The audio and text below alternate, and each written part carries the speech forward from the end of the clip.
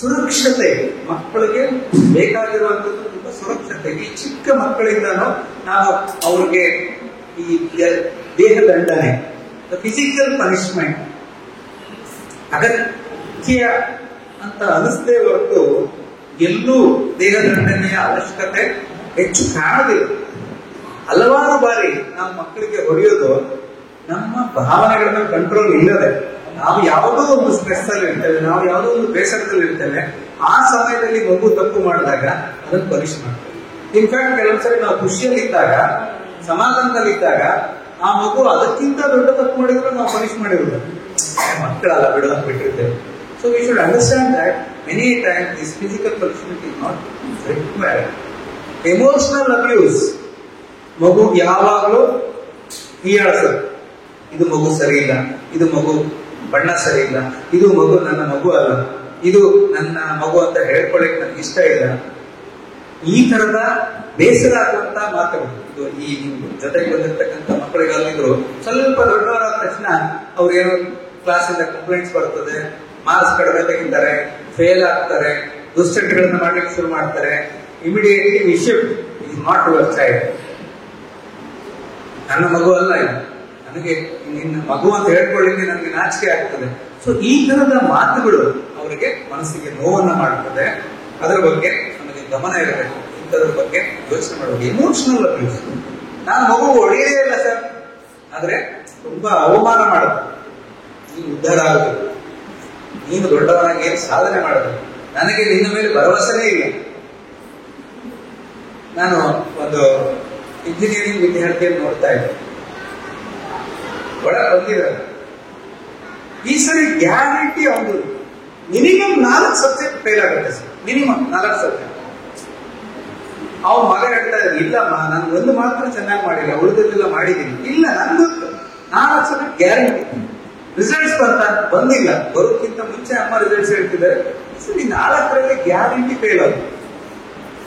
ಅವ್ರನ್ನ ಕಡಿಮೆ ಅಂದಾಜು ಮಾಡೋದು, ನೀನು ಉಪಯೋಗ ಇಲ್ಲ, ನೀನು ಪ್ರಯೋಜನ ಇಲ್ಲ, ನೀನು ಇಂಪ್ರೂವ್ ಆಗೋದಿಲ್ಲ, ಇವನು ನನಗೆ ದೊಡ್ಡವನಾಗಿ ನೋಡ್ಕೊಡ್ತಾನೆ ಅಂತ ನಾನ್ ನಂಬುದಿಲ್ಲ. ಅವರನ್ನ ಬೇರೆಯವ್ರ ಜೊತೆಗೆ ಹೋಲಿಕೆ ಮಾಡೋದು, ನೋಡು ಅವಳು ಎಷ್ಟು ಚೆನ್ನಾಗಿ ಆಡ್ತಾನೆ, ನೋಡು ಅವನೆಷ್ಟು ಚೆನ್ನಾಗಿ ಬರೀತಾನೆ, ನೋಡು ಅವನ ರೂಮ್ ಎಷ್ಟು ಚೆನ್ನಾಗಿ ಇಟ್ಕೊಂಡಿದ್ದಾನೆ, ನೋಡು ಅವನ ಡ್ರೆಸ್ ಎಷ್ಟು ನೀಟಾಗಿ ಇಟ್ಕೊಳ್ತಾನೆ, ನೋಡು ಅವನ ಹ್ಯಾಂಡ್ ರೈಟಿಂಗ್ ಎಷ್ಟು ಚೆನ್ನಾಗಿದೆ. ಮಕ್ಕಳಿಗೆ ಬೇರೆಯವ್ರನ್ನ ಹೋಲಿಕೆ ಮಾಡಿ ಅವ್ರು ಇಂಪ್ರೂವ್ ಆಗ್ತಾರೆ ನಾವು ಅನ್ಕೊಳ್ತೇವೆ, ಅವ್ರ ತರ ಆಗ್ಲಿ ಅಂತ ನಾವು ಅನ್ಕೊಳ್ತೇವೆ. ಆದ್ರೆ ಆಕ್ಚುಲಿ ಅವ್ರು ಏನ್ ಅನ್ಕೊಳ್ತಾರೆ ಗೊತ್ತಾ, ನೀನ್ ಆಚೆ ಹೋಗು ಅವ್ನು ಕತ್ತಿ ಸಿಗ್ತೀನಿ ಅಂತ. ಅವನಿಂದಾಗಿ ನಾನು ಬಯಸ್ಕೊಡೋದಲ್ಲ, ನೀನೊಂದು ಆಚೆ ಹೋಗು ಅವ್ನು ಕತ್ತಿ ಸಿಗ್ತೀನಿ. ಯಾಕೆಂದ್ರೆ ಅವ್ರಿಗೆ ಬೇಸರ ಆಗ್ತದೆ, ಇವನಿಂದಾಗಿ ನನಗೆ ಬೈತಾ ಇದ್ದಾರೆ, ಇವನಿಂದಾಗಿ ನನಗೆ ಬೈ ಬಿಡೋದು. So don't compare children, you don't know what speciality he has. Each child will be unique. In fact, you can compare it from day to day improvements. How he was last week, how he is today, how he can improve tomorrow. We can appreciate on those things. Find some positive reasons every day. We will correct their mistakes. We have to correct them for their mistakes. At the same time, identify what good they do. Don't undermine the good things in them just because they have done some wrong things. So that is about children. So once again, I summarize the behavioral or emotional problems in children, because sometimes we may not notice that they are asking for your help. They can create temper tantrums, they can be very stubborn, they can cause a lot of food fadism, they can demand too much of screen time, mobile time. They might end up telling lies or stealing things or troubling other children. They might show some bedwetting or thumb sucking or some indecent behaviors. Identify why this child is doing this. Try to help that. Especially sometimes very small children talking indecent words, behaving sexually deviant behaviors, inappropriately touching other people. Please identify whether this child is safe when you are not around. The child, when he is with parents, at least you take care of him when he is in school, at least teachers will take care of him. The period otherwise, when you are not supervising, you make sure that your child is in a safe place. Listen to your child, trust your child if he is not comfortable in the company of few people. ಎಷ್ಟೋ ಸಲ ನಮ್ಮ ಮಗುಗೆ ಇಷ್ಟ ಆಗೋದು ಯಾರೋ ಬರ್ತಾರೆ, ಅವ್ರನ್ನ ಎತ್ಕೊಂಡು ಹೋಗ್ಬಿಡ್ತಾರೆ, ಅಥವಾ ಅವ್ರಿಗೆ ಇಷ್ಟ ಇದ್ದಾಗೆ ಗಟ್ಟಿಯಾಗಿ ಮುತ್ತಿಕ್ತಾರೆ, ಜೋರಾಗಿ ತಪ್ಕೊಳ್ತಾರೆ. The child is not comfortable. As a parent, feel comfortable to tell them that he doesn't like that. Can you just talk like that? Okay, so some people, inappropriately they touch children, but we have to make sure that the child feels comfortable. It is very safe touch for the child. We need not ignore if the child is repeatedly telling that I don't like to go to that particular house, I don't like to meet that particular person. You have to listen to that as child's constantly they are roaming around. They cannot concentrate on particular place for more than 10 minutes. So it can be problem with their attention. Instead of punishing him, you can give more activities to improve his attention. You can give some, you can mix some 3 to 4 type of grains, fistful of grains, and ask him to separate. You can give your old threads and beads to threading the beads. Or you can just use yesterday's newspaper. You can ask him to cancel particular letter. You can sit and cancel the letters. Give him paints, colors, or making crafts.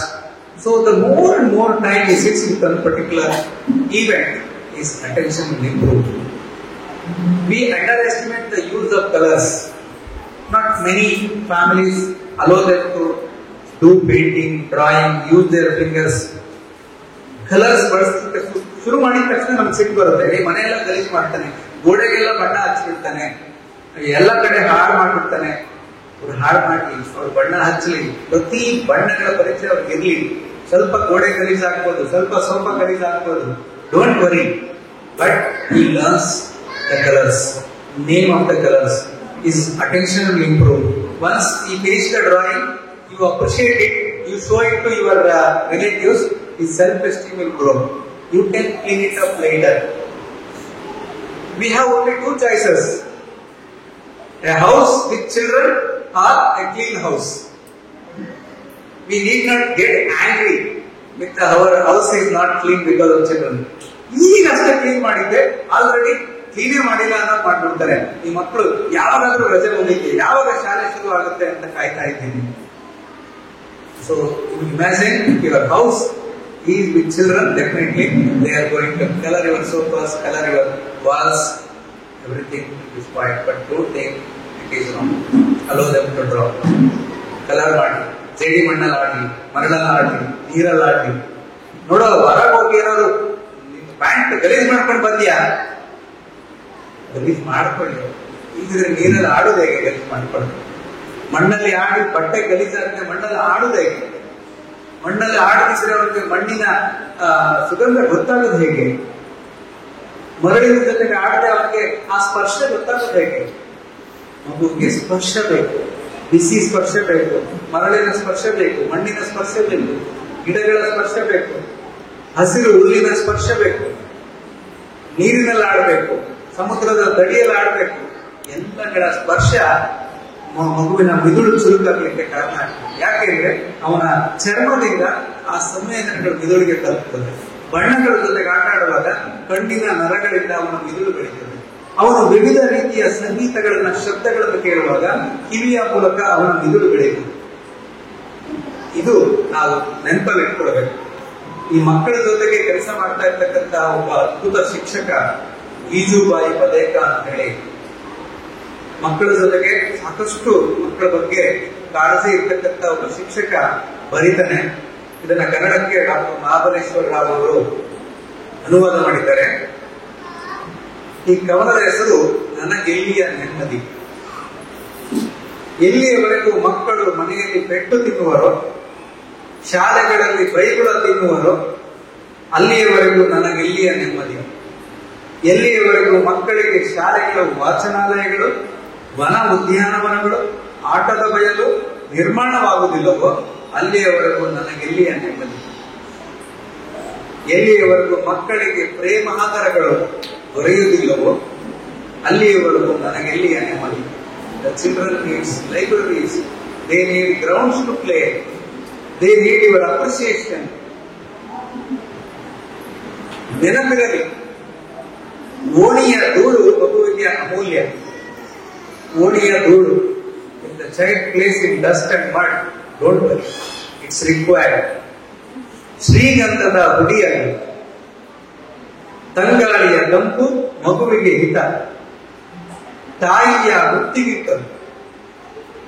ಮುತ್ತಿಗಿಂತಲೂ ತಂಗಾಳಿಯ ಹಿತ ಮಗುವಿಗೆ ಬೇಕು. ದಿನಮಣಿಯ ಎಳೆಯ ಬಿಸಿಲು ತಾಯಿಯ ಅಪ್ಪುಗೆಯಿಂದಲೂ ಮೃದು. The child should play in sunlight, maybe in the early mornings or in the evenings. That is required for its growth. So, don't restrict him from playing. He should become strong, physically strong. ನಿಸರ್ಗದ ಕೊಡುಗೆ ಹಸಿರ ಮಡಿಲಿನಿಂದ ದೂರವಿರುವ ಮಗುವಿಗೆ ನೆಲದ ಗುಟ್ಟುಗಳು ತಿಳಿಯುವುದೆಂದು. The child doesn't live in the green campus. He will not understand what is greenery. ನೆಲದ ಗುಟ್ಟು, the secrets of the earth. ಒಡೆವ ಚಂದಿರ, ಹರಿವ ಹೊಳೆ, ಹೊಲದ ಮಣ್ಣು, ಬಯಲ ಮಧ್ಯದ ಹಟ್ಟಿ, ಬೆಟ್ಟ ಗುಡ್ಡ, ಬೀಸು ಗಾಳಿ, ಬಾನ ಬಣ್ಣ ಎಲ್ಲ ಮಗುವಿಗೆ ದೇವರ ಕೃಪೆ. ನಿಸರ್ಗದ ಕೊಡುಗೆ ಎದೆ ತುಂಬುವ ತನಕ ಮಗುವು ಹಸಿರ ಚೆಲುವ ಹೀರಲು. Sadly, we are not able to live in a green, serene campus. We are in cities. Many of us live in flats. But as much as possible, take your children near to the nature. You should live in nature. You should live near, and you should play with water. You should play with mud. You should play with sand. You should go to park as frequently as possible. Make time to take them to parks. Take them to river sites.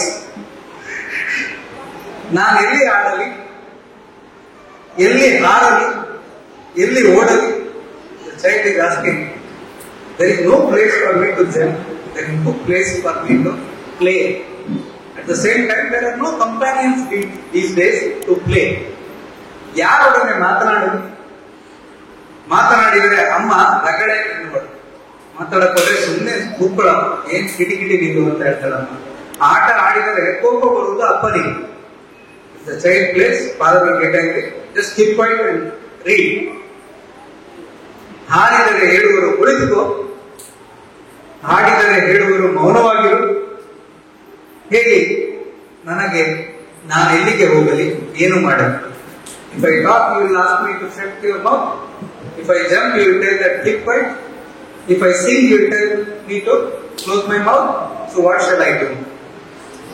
To understand that the author, even ನಮ್ಮ ಕುವೆಂಪು ಅವರು ಕೂಡ ಮಗುವಿನ ಲಾಲನೆ ಪಾಲನೆ ಬಗ್ಗೆ ಹೇಳ್ತಾ, ನಿಮ್ಮ ಮನೆಯಲ್ಲಿ ಆ ಬಾಲ ಈಶ್ವರ, ಬಾಲ ಯೇಸು ನಿಮ್ಮ ಮನೆಯಲ್ಲಿ ಇದ್ದಾನೆ.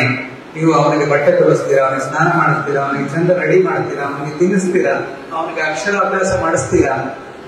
ನಾನು ಈ ಬಾಲ ಈಶ್ವರನಿಗೆ ಮಾಡ್ತಾ ಇರುವ ಸೇವೆ, ಈ ಬಾಲ ಯೇಸುಗೆ ಮಾಡ್ತಾ ಇರ್ತಕ್ಕಂಥ ಸೇವೆ ಅಂತ ನೀವು ಪರಿಗಣಿಸಿದ್ರೆ, ಈ ಪೇರೆಂಟಿಂಗ್ ನಿಮಗೆ ತುಂಬಾ ಸಂತೋಷವನ್ನ, ಸಂತೃಪ್ತಿಯನ್ನ ನೀಡುವಂತ ಕೆಲಸ ಅನ್ಸುತ್ತೆ.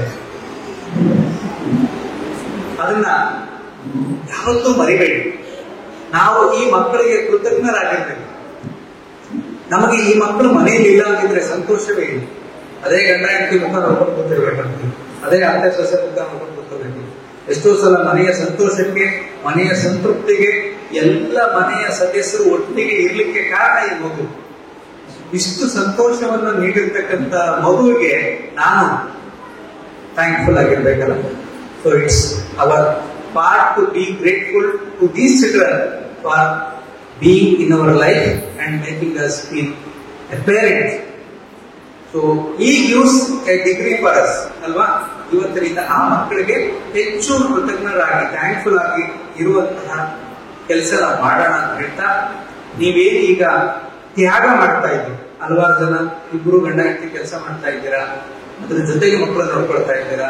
ನಿಮ್ಮ ಕೆಲಸದ ಮಧ್ಯೆ ಮಕ್ಕಳಿಗೆ ಓದಿಸ್ಬೇಕು, ಬರೆಸ್ಬೇಕು, ಹೋಮ್ವರ್ಕ್ ಮಾಡಿಸ್ಬೇಕು, ಬಾಕಿ ಕರ್ಕೊಂಡು ಹೋಗ್ಬೇಕು, ಎಲ್ಲ ಸ್ಪೆಷಲ್ ಕ್ಲಾಸಸ್ಗೆ ಹಾಕಿರ್ತೀರಾ, ಹಿಂದೂ ಮುಂದೆ ಓಡಾಡ್ತಾ ಇರ್ತೀರಾ, ಆಟೋದಲ್ಲಿ ಓಡಾಡಬೇಕು, ಮಳೆಯಲ್ಲಿ ತಿರುಗಾಡಬೇಕು, ಇಷ್ಟೆಲ್ಲ ತ್ಯಾಗಗಳು ಮಾಡ್ತಾ ಇರ್ತೀರಲ್ವಾ. Some day you feel very very very happy for having done this. ಹಾಗಂತ ಎಲ್ಲದಕ್ಕೂ ಹಾಕ್ಲೇಬೇಕು ಅಂತೇಳಿ ಒತ್ತಾಯದಲ್ಲಿ ಮಗು ಇಷ್ಟಪಡದ ಎಲ್ಲಾ ಚಟುವಟಿಕೆಗಳಿಗೆ ಫೋರ್ಸ್ಫುಲಿ ಹಾಕ್ಬೇಕು ಅಂತಿಲ್ಲ. ಮಗು ಖುಷಿ ಪಡುವಂತ, ಅವನ ಆಸಕ್ತಿ ಇರ್ತಕ್ಕಂಥ ಚಟುವಟಿಕೆಗಳನ್ನ ಪರಿಗಣಿಸಿ ಹಾಕಿ ನೀವು ಪಡ್ತಾ ಇರ್ತಕ್ಕಂಥ ಕಷ್ಟಕ್ಕೆ ಖಂಡಿತ ಒಂದು ದಿನ ಮುಂದೆ ನಿಮ್ಮ ಮಕ್ಕಳು ಬೆಳೆದು ಉಜ್ವಲ ಭವಿಷ್ಯವನ್ನ ರೂಪಿಸಿಕೊಂಡಾಗ they will come back to you. It's all because of my parents. ನೀವು ನೋಡ್ತೀರ 10th ಇಂಟರ್ವ್ಯೂ ಮಾಡ್ತಾರೆ ಮಕ್ಕಳನ್ನ, ಒಳ್ಳೆ ಸ್ಕೋರ್ ಮಾಡಿದ ಮಕ್ಕಳನ್ನ, ಸ್ಪೋರ್ಟ್ಸ್ ಅಲ್ಲಿ ಮೆಡಲ್ಸ್ ತಗೊಂಡಿರ್ತಕ್ಕಂಥ ಮಕ್ಕಳನ್ನ, ಇಂಟರ್ನ್ಯಾಷನಲ್ ಲೆವೆಲ್ ಹೋಗಿರ್ತಕ್ಕಂಥ ಮಕ್ಕಳನ್ನ, first thing they will tell is it's all because of my parents. ಆ ಕೃತಜ್ಞತೆಯನ್ನ ನಿಮಗೆ ಅವ್ರು ಕಲಿಸ್ತಾರೆ. ಇವಾಗ ಸಿಟ್ಟು ಮಾಡ್ತಾರೆ, ಇವಾಗ ಹಠ ಮಾಡ್ತಾರೆ, ಇವಾಗ ಸುಳ್ಳು ಹೇಳ್ತಾರೆ, ಇವಾಗ ಮಾರ್ಕ್ಸ್ ಕಡಿಮೆ ತೆಗಿತಾರೆ, ಇವಾಗ ತಮ್ಮನ ಜೊತೆ ಜಗಳ ಮಾಡ್ತಾರೆ, ಇವಾಗ I don't like you, I hate you ಅಂತ ಹೇಳಿ ನಿಮ್ಮ ಜೊತೆ ಜಗಳ ಮಾಡ್ತಾರೆ. But that's not permanent. Final thing is they will come back to you, they will come to you, they will tell you that ನೀವು ನನಗೆ ಮಾಡಿರ್ತಕ್ಕಂಥ ತ್ಯಾಗಕ್ಕೆ ನಾನು ಯಾವತ್ತೂ ಚಿರಋಣಿ ಅಂತ ಹೇಳಿ ಆ ದಿನಗಳು ಮುಂದಿನ ದಿನಗಳು ನಿಮಗೆ ಆಗಲಿ ಅಂತ ಹೇಳ್ತಾ, ಗೀಜುಬಾಯಿ ಅವರ